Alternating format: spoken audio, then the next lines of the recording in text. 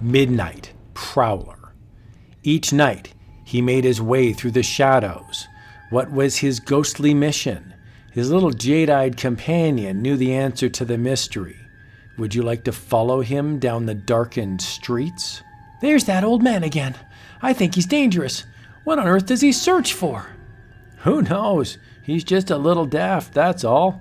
Was old Jonas Palmer dangerous? Was he daft? Let's examine this old man closer. That's right, little friend.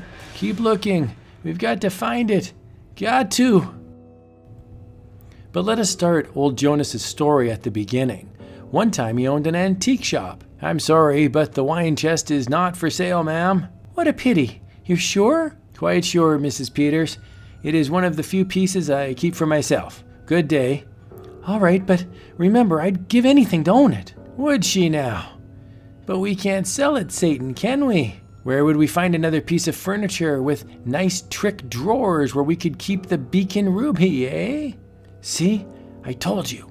That stone is as big as his fist. He keeps it in that chest. This'll be a cinch. When he goes upstairs, we can get in through this window. That jewel is our security, Satan. We'll never end up in an old folks' home as long as we own that, eh? Cost me every penny I had in the world once, but it'll save us from poverty someday. I'm getting that chest if I have to threaten him into selling it, the old fool. But first I'll examine it again to make certain it's real rosewood. Mrs. Peters silently entered through a basement window, little realizing two others were also about to enter with the intentions of looting old Jonas Palmer. This is almost too simple, but it's plenty dark in there. Don't fall over anything. What's wrong, Satan? What are you trying to tell me, eh? What was that? Noises in my shop? We can't afford to have any prowlers around where our ruby is. Better see what caused that noise. In the shadowy blackness, the thieving pair pause with the awareness of another's presence. Someone's moving around down here. Do you think it's the old man? A bullet will scare him off.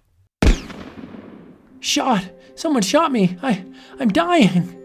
Silently, Mrs. Peters' body slumped against the chest she had so coveted, and its weight swung open the largest trick door. Grotesquely, she tumbled in, and the door quickly shut. Jonas clicked a light switch and stood facing the smoking gun. He heard the threatening words, but above those snarling voices, another sound remained crystal clear in his brain. That snap of the secret door. Don't make a sound, Pop, or we'll silence you permanently.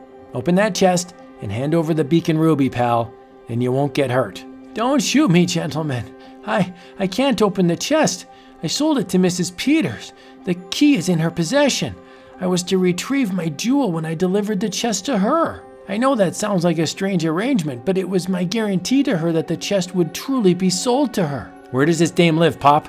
We're going visiting. We'll deliver the chest for you, then she can open it. Come on, move. Her address, I must look it up. Jonas was gambling. He knew a body was in the chest. If he guessed correctly, it was Mrs. Peters. If he was wrong, he was at least leading the thieves to where he would receive help. Having that truck with us was just plain luck. Please be careful. It's a priceless chest. Pacing nervously back and forth before his master's shop of antiques, Satan watches the truck with its grim secret vanish from sight. Mr. Peters quickly opened the door to admit the strange visitors. His eyes wore the anxious look of one who is waiting. Jonas felt a chill for the shock awaiting this man. Your wife bought this chest from old man Palmer and we delivered it. What's so exciting about that? But at this hour of the night, what's going on around here? I thought you refused to sell that chest to my wife. That's what she told me. I did refuse, but it seems that she was very determined to get it. If it's here, she bought it. Now call her. We want that key. As a matter of fact, she isn't home. I was waiting for her when you arrived. Not home, eh? Well, Palmer, what do we do now? Stand aside. I'll shoot that door open. Wait, gentlemen. The lady is home. I'll show you. Agnes, what happened to her? That shot. You must have killed her. Shut up, you fool. Go to the phone, Mr. Palmer, and call the police. If either of you two thugs move a muscle, I'll shoot. Put your hands up, where I can watch them. Until he satisfied the police with an explanation of his part in the grim murder, Jonas was held at the police station. But finally, he was freed. I'll have that chest sent back to your shop for you, Mr. Palmer, if you still want it after this. Oh, I want it. I most definitely want it. And finally, life seemed to resume its normal pace. They brought our chest back, little Satan. Shall we take a look at our ruby? With trembling fingers, Jonas opened the small secret drawer. Then he stared in horror and disbelief. Gone! It's gone! It must have fallen out the rear panel as the truck jounced along toward the Peters house. I've got to find it. My whole life's earnings. I must find it. There's that old man again. He makes me nervous. What do you suppose he's looking for? I can't imagine. He's been prowling around like that for months, muttering away to his cat. Just a little daft, that's all. But one night. No sign of old man Palmer tonight.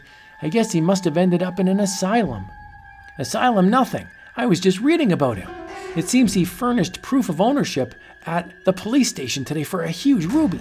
They found it months ago, a few feet away from an antique shop he used to own.